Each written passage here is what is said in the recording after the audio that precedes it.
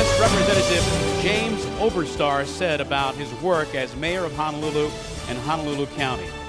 Mufi Hannemann is an outstanding choice for this award. I have personally witnessed how hard he worked in Honolulu and in Washington, D.C. to secure funding and support for transit initiatives. Under his leadership, Honolulu's rail project advanced from the drawing board to the premier transit project in the country. Pretty amazing. And of course, we want to do something a little bit different today. It's not every year that we have the chance to do this, but we'd like to hear from Mr. Hannemann and share his thoughts about the importance of public transportation. So please welcome to our podium, Mr. Mufi Hannemann.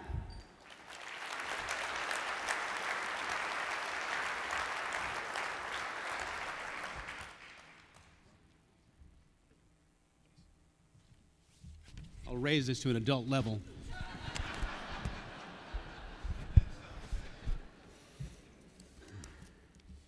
As we say in the islands, good afternoon and aloha.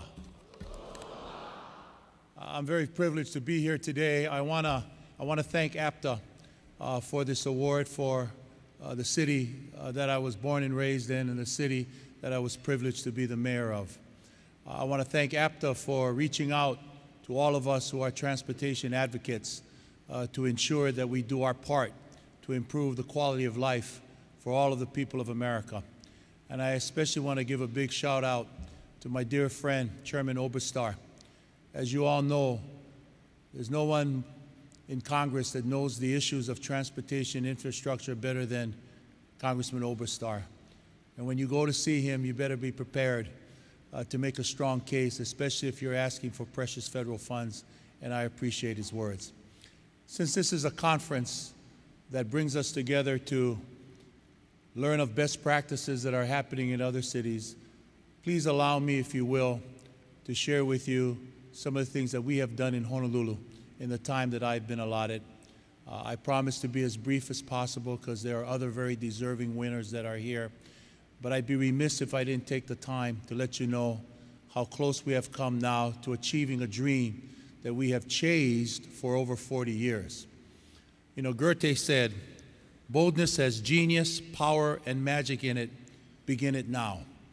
And I can't think of a better quote that sums up the importance of infrastructure.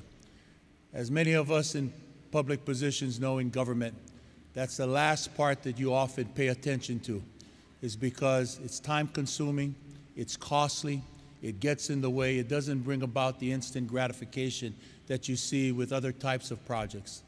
But whether it's fixing your wastewater system, or whether it's building upon the transportation system you have in place, and as we're doing in Honolulu, to add to that with this light rail initiative, all of that requires a lot of boldness. So I'm going to share with you seven of my thoughts relative to the fact that we're here at a conference, and hopefully you'll find some identification with it, and hopefully you'll be able to use it in cities throughout America. When we talk about boldness, I cannot emphasize the importance of political will. Political will is so important, and it doesn't just come from government officials, it comes from everyone, because the naysayers will be there early. The naysayers will say in a tough economy, you don't try to build new infrastructure. The naysayers will say that the money should go for other things. But political will is a must, it's critical, and it needs to be maintained. Keep in mind, never base decisions on fear. If I were to listen to what people had said to me, Mufi, lay off this very costly initiative. It'll hurt your political career. We would never be where we are today, and I don't regret 1 minute making this a priority part of our administration. 2, keep in mind when it comes to a sense of urgency, as Goethe said, the longer you delay, the more you're going to pay. And when that opportunity knocks, take advantage of it.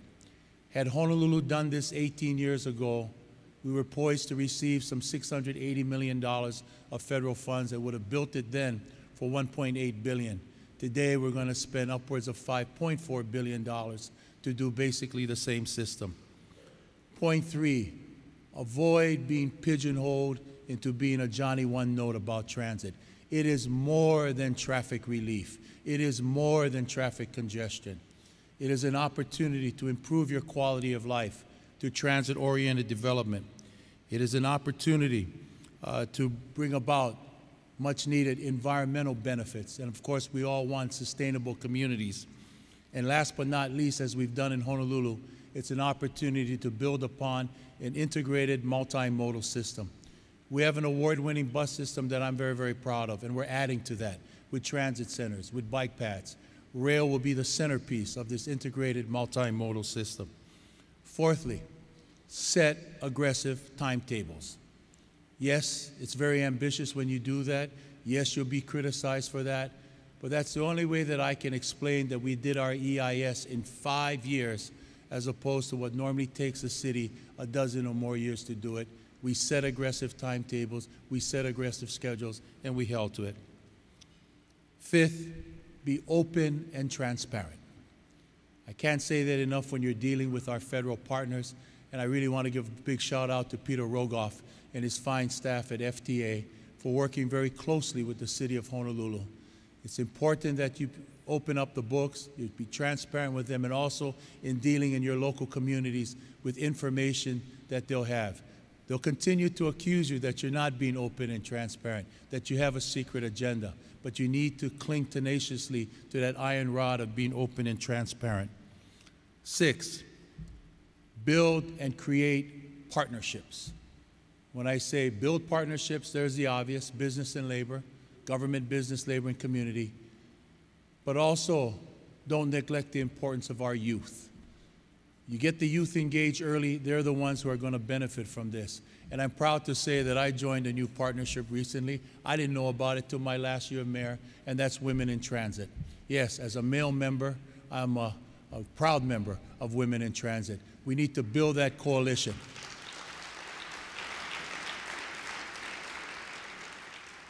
And my last point, you know, I love to sing, and I was joking my staff I was going to sing today. But Fleetwood Mac has a song that goes, "Don't stop thinking about tomorrow." Why that's important is because, as my good friend in Charlotte, North Carolina told me, Mayor Pat McGorry, you can never stop educating the public. Your opponents will never go away. In Charlotte, North Carolina, they did not one referendum, they had to do 2 referendums. And even in Honolulu, we passed it. We took it to the ballot in November of 2008. 53% of the people say they wanted rail. The opposition remains today. So if that's one last parting advice I'd like to give to you, public information, public education is important, which is why you need to bring together the champions of the industry, and it goes beyond one person. Yes, I'm very proud to receive this award, but I'm all too cognizant of the fact that it took a team. The individuals that you saw here with me today, the Director of Transportation Services, Wayne Yoshioka, the head of our WOW Transit Services, our excellent bus system, Roger Morton, and the chairman of our Transportation Commission, Joe Magaldi.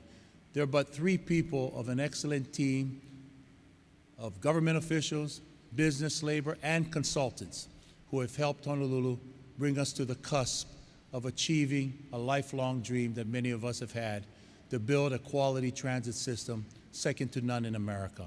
Thank you very much for the recognition that Honolulu so richly deserves.